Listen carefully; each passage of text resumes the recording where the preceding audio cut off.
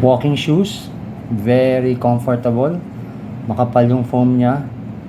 Ah, ang problema dito, hindi normally tinatahi yung buong part. Ah, puro base lang sa dikit, tapos yung uppers niya very light material. So, tapos since comfortable siya dahil foam, pero hindi siya tatagal laban sa mga ipin ng mga flat pedals sa araw-araw. So usually days or weeks lang to, wasak agad to.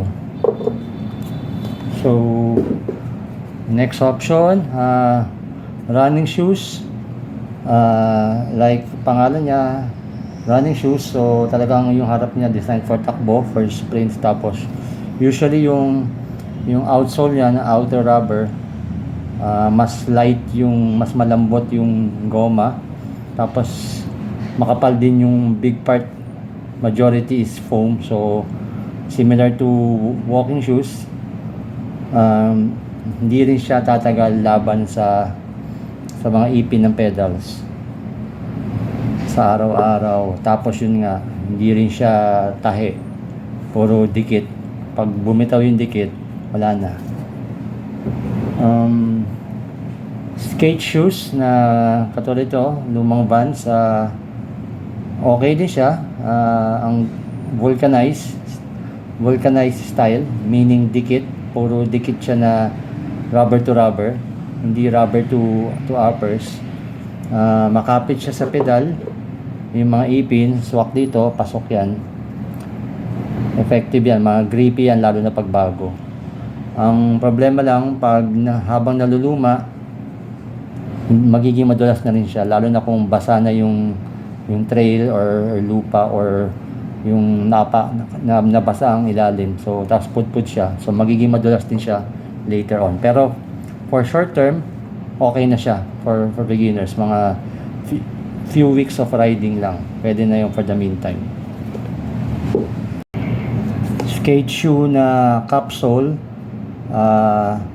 medyo mas okay to compared sa mga nauna, kasi bukod sa grippy sa pedals, lalo na pagbago pa, grippy yung sa mga pins ng pedals, usually may tahi ito. This one mas maganda kung buo. This one is double stitch, pero hindi all the way, bandang harap lang at bandang likod. So dagdag tibay yon kumpara sa vulcanized. So capsule ang ganitong style ng skate shoe. So far itong favorite ko sa mga skate shoes, dahil ang capsule usually may tahi bukod sa dikit, so doble ang tibay niya. May tahi ka na, may dikit ka pa. Tapos this one may gamit na rin ng konti, medyo poor quality yung workmanship dahil China, pero usually tumatagal talaga to. Added bonus, konting forma. So this one is hindi pa talaga bibinyagan sa pagbabike masyado, pinang walking lang muna, molling ganun. Pero okay siya. And of course, ang the best option,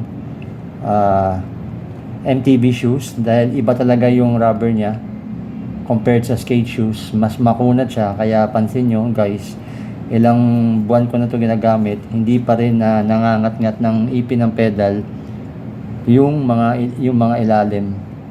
Mas matagal siya. Eventually mangangat-ngat din siguro to after several years, pero pantaas lang na normally ang ito cosmetic lang to dahil sa pandemic, na stuck ng konti. Pero overall, tibay construction niya.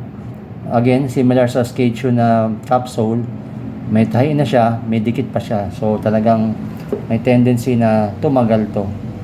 Bukod pa dun sa outer sole rubber niya na super kunat at mas makapit at tumatagal sa mga ipin ng pedals, ng flat pedals, lalo na pang aggressive riding.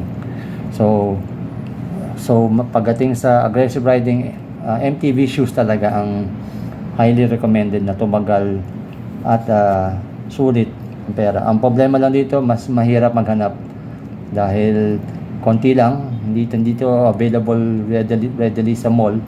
Talagang hahanapin mo muna. para makita mo yung size sa'yo tsaka style, pero tsaka limited choices. Pero sa tibay, sa lahat ng shoes, ito pinakamatibay at tumatagal for mountain biking na medyo aggressive. Yung cleat shoes para sa mga long distance, okay yun, pero aggressive riding, no for me, dahil marami na aksidente sa ganun. Mas subok na yung ganitong flat shoes muna, tapos tsaka improve your riding na. Pero kung talagang long distance ang hilig nyo, yung cleat shoes na pang MTB na wala ako, okay yon pag medyo advanced rider na talaga, or die hard long distance rider.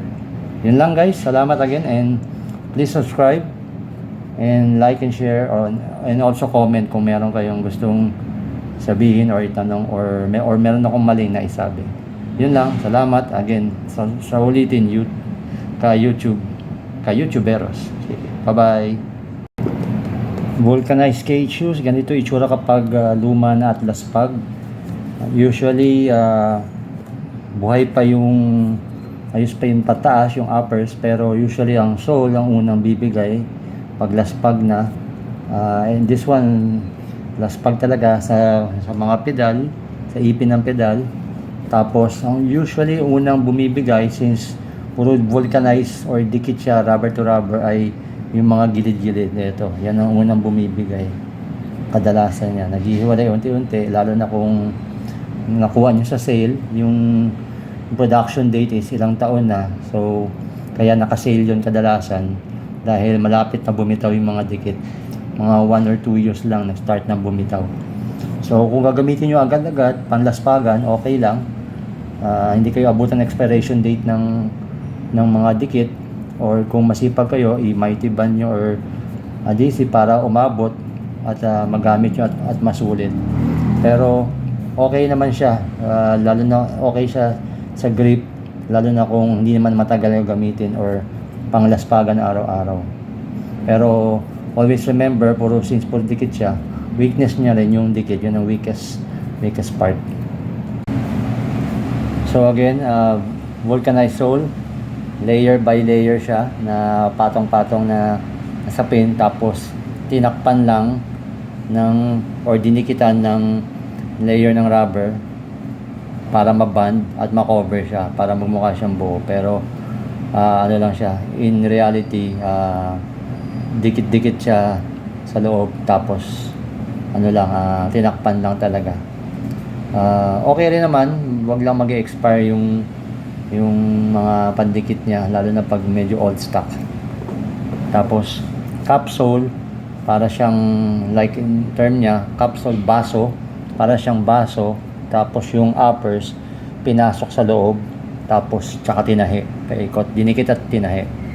Kaya wala siyang makikitang dikit dito or dugtong, buo siya, dahil nandito lahat ang pinaka band niya. So lesser chance na merong mag-expire or matutong tuklap na rubber na dikit, dahil buo na siya in the first place, unless mapunit. So yun yung the main difference ng capsule.